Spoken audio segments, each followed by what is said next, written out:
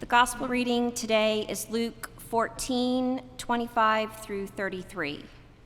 Now large crowds were traveling with him, and he turned and said to them, "Whoever comes to me and does not hate father and mother, wife and children, brothers and sisters, yes, and even life itself, cannot be my disciple. Whoever does not carry the cross and follow me cannot be my disciple. For which of you, intending to build a tower, does not first sit down and estimate the cost, to see whether he has enough to complete it? Otherwise, when he has laid a foundation and is not able to finish, all who see it will begin to ridicule him, saying, 'This fellow began to build and was not able to finish.' Or what king, going out to wage war against another king, will not sit down first and consider whether he is able with 10,000 to oppose the one who comes against him with 20,000? If he cannot, then, while the other is still far away, he sends a delegation and asks for the terms of peace. So therefore, none of you can become my disciple if you do not give up all your possessions." This is the word of the Lord. Thanks be to God. So I recently did what many of you are doing in this remarkable time we are living in. I had my DNA analyzed by 23andMe. Anyone else? All right. Ancestry.com, anyone? Some more of you on that one? Okay. So my mother really wanted me to do this, and she even paid for it. She was more curious about it than I, which made me curious about why my mother was so curious about my genetic history.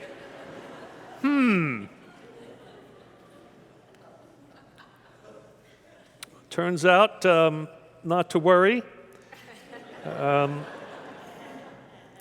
The most solid evidence derived from this test is this: I am a white man.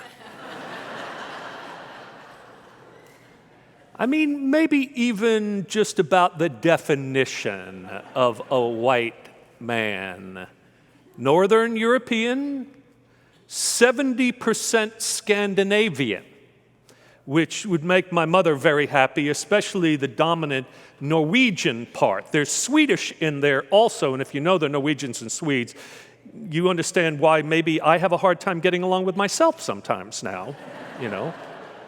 And then there's 16% British, include Scotland in that, and Irish, and 4% French and German. And if you go back to the 1600s, you can probably find some seagoing merchant from Sardinia that looks just a little bit like me. Oh, and then I have a fairly high degree of Neanderthal genes, too, which Kim says accounts for the fact that I can't eat without spilling something on my shirt. You know. Okay. So there are health items and predicted traits that I found quite interesting too. For instance, I am happily not a carrier for any bad diseases or syndromes that I may pass on to my kids or my grandkids. That was a very nice thing. I was relieved by that, although I do wish to say to those of you who may, this is not your fault. There's not blame to be laid here, okay? So, my genes predict that I should weigh about what I do, which is frankly disappointing. Uphill battle, don't you know? Oh, and apparently I am not prone to a fear of public speaking.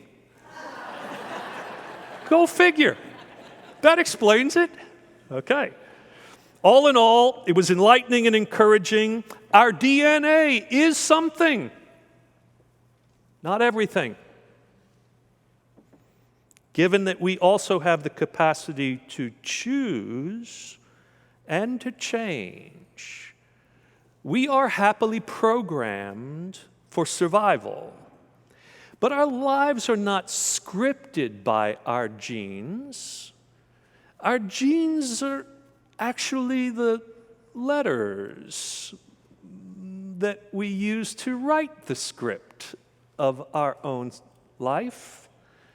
And we need a vision of a world to live into, a story that we can follow that will make our life meaningful.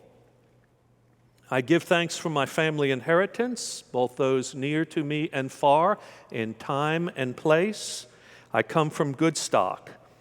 But part of what it means to be a Christian is to choose to have a spiritual family, a family that transcends blood and soil. Religion provides such a script that replaces our mere survival instinct with the call to sacrifice for others out of love. History, biological and cultural both, moves forward by cooperation more than competition, based on love for those who are unlike us, even more than devotion to those who are like us, which is what I think Jesus is aiming at here in these challenging words from our gospel text. Whoever comes to me and does not hate father and mother, wife and children, brothers and sisters, yes, even life itself, cannot be my disciple. Harsh language, Jesus. Hate. My aforementioned mother would not allow us to say that word in her home. We were allowed to dislike people intensely, you understand. But we could never hate them, because to hate them was unchristlike. It would be to write them off as being irredeemable. And yet here is Christ himself, the Redeemer, telling us to hate our own family. How are we going to unpack this? Well, it starts by taking Jesus seriously, something the church has not always done. We have made love and devotion to blood family something of a mark of authentic American Christianity in the past half century or so. It hasn't all been bad. Our focus on the family has at times given parents tools to rear their children better, redirected priorities in the work-home balance, and nurtured stronger self-esteem in kids. The shadow side is not often talked about, though. You know, you might get the idea from churches that care about that sort of thing so much that if you don't have a perfect-looking family of two parents, one male and one female, by the way, with several kids and at least one dog, you probably have some hidden sin in your past that is defeating God's desire to bless you fully. If you get divorced, if you never found a person to marry you, if you have a child out of wedlock, if you are gay or trans, if your kid goes off the rails, my goodness, you are certainly not living up to the expected high standards of Christian family values. And then, even now in some places, the same can be said to be true about marrying outside of your race or religion. We have a sad death penalty case pending right now in Dallas of a man who escaped from prison with several others back in the year 2000, Randy Halprin was in the group, and he carried a gun, though he never shot it. Someone else pulled the trigger that killed Officer Aubrey Hawkins in that sporting goods store on Christmas Eve. Well, the state district judge who sentenced Halprin to death, I won't use his name in order to be fair to him in the legal process as they sort all of this out, is alleged when sentencing him to have called him that blanking Jew.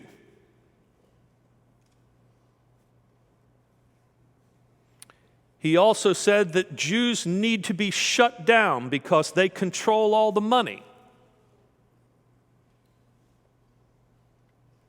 The judge denies being anti-Semitic or racist, but he admits to creating a trust fund for his children if they keep the family line clean by only marrying white Christians, then they will benefit.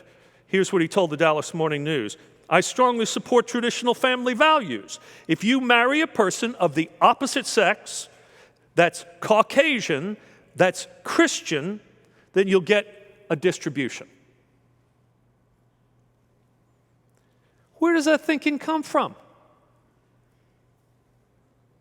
Here's Jesus telling us that following him means cutting ties with blood family, and there's a man who claims to be a follower of Jesus who claims he will cut ties with any family member who marries a same-sex partner or someone of another ethnicity or religion.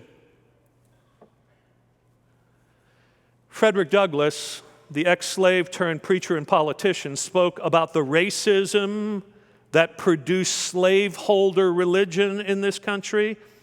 And he said, between the Christianity of this land and the Christianity of Christ, I recognize the widest possible difference.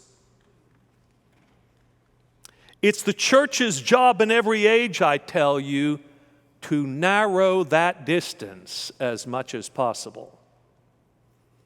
So how do we do that? Well, some would say that we do it by doubling down on Christian culture, on the Christian family.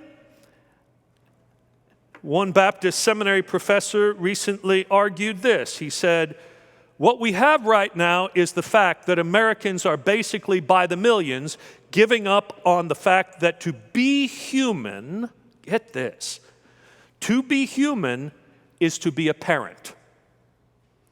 Eventually to take on that responsibility to get married and have children. To take on the responsibility of passing on civilization itself. Instead, we have a generation right now that apparently has bought into the idea that the nation is fatally flawed, and God is dead, and religion is useless, and having children, therefore, simply isn't worth giving your life to. Whew. So much to say about that. So for one thing, let's say that getting married and having children is a noble calling. If it is your calling. It isn't everyone's, though. And today we see young people at least asking the question first off, whether it is their calling. Instead of just doing what is expected by serving family or nation, by marrying and having kids, they ask why. Some may do it selfishly. Hey, some may do it because they want to avoid some of the family trauma they grew up with and don't want to do that to a spouse or kids in their generation. But some are asking what shape their lives should take if they are really serious about following Jesus' words, about hating family of origin and even their own lives in order to carry their cross. Some of them may see what some of us didn't because we were so obliged to just do what was expected of us. what would it mean for you to take up your cross and follow Jesus? I can tell you that I think Jesus is right that for most of us, it would have some impact on our family relationships. It has for me. I mean, part of the sacrifice of following in Jesus is not allowing family of blood to have first claim on spiritual loyalty. It means that my time is often given to people and causes that require me to spend less time and money on myself, on program family time, and on the accumulation of generational wealth. There is a cost of discipleship for all of us. It might not be the same for each of us, but it will never be possible to follow Jesus without carrying your cross. Which means there will be decisions you and I will have to make about our time and talents, our service, and our money that require sacrifice. Now, we should admit at this point that Jesus is using hyperbole when he says that we have to hate our family and give up all our possessions. The word hate means really to cut, as in, say, cutting the cord, which, as we all know, cutting the cord as a parent with our kids is crucial to allowing them to really grow up and be adults. We cannot control them forever, and we have to let them go. And likewise, kids have to cut the cord too. I mean, family is supposed to nurture us when we are young and vulnerable, and then launch us into the world. They are not supposed to support us forever financially, or to be forever that voice inside of our head from which we seek approval all the time. And when Jesus says we have to give up all our possessions, he has to mean at least that we have to give up any hold they have on us that prevents us from freely and fully following him because we have a prior commitment to family or wealth that's so important to us that we can't break free. When that's true, and we give ourselves first to that and not to Christ, there's a word for that in the Bible. It's called idolatry. My friend Imam Omar Solomon spoke to some of us faith leaders this week, and he was telling us about going to Christchurch, New Zealand in the days right after the white supremacist and Christian nationalists terrorized those mosques, murdering 51 people and wounding another 49. That gunman had bought into a worldview that saw Muslims and immigrants as a threat to Christian identity. But the truth is actually the opposite. He and those who think like him are the greatest threat to Christian identity. Because we take our identity from a Christ who says things like this, who calls us to carry our cross, not to put someone else on one.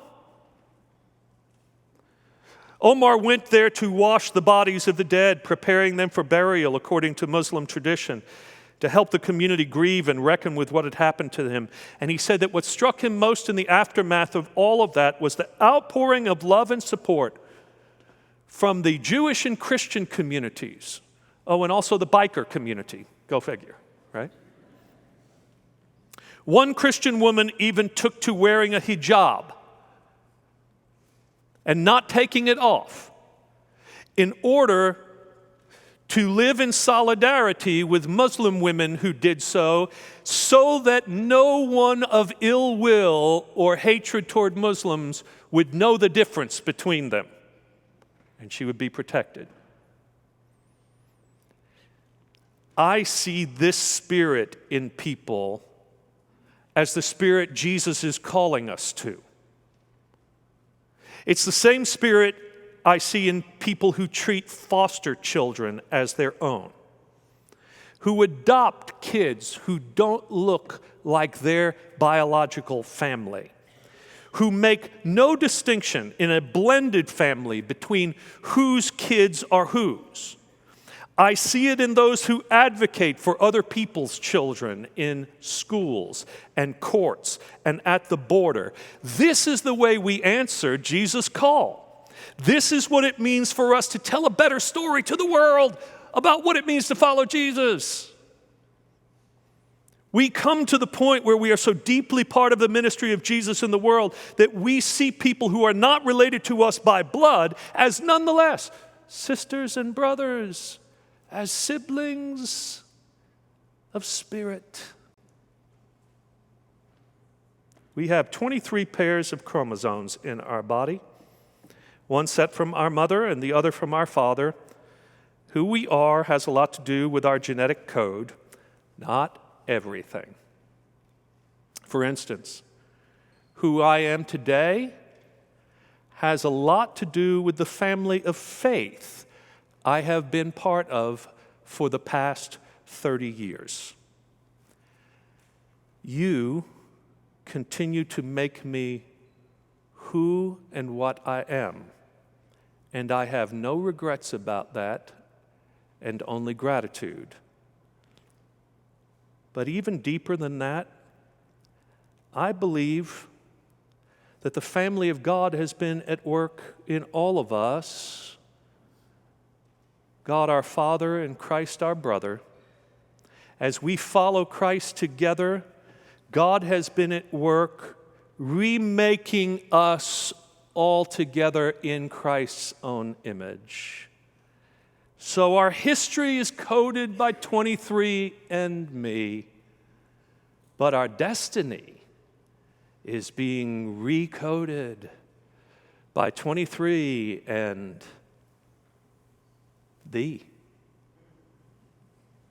Amen.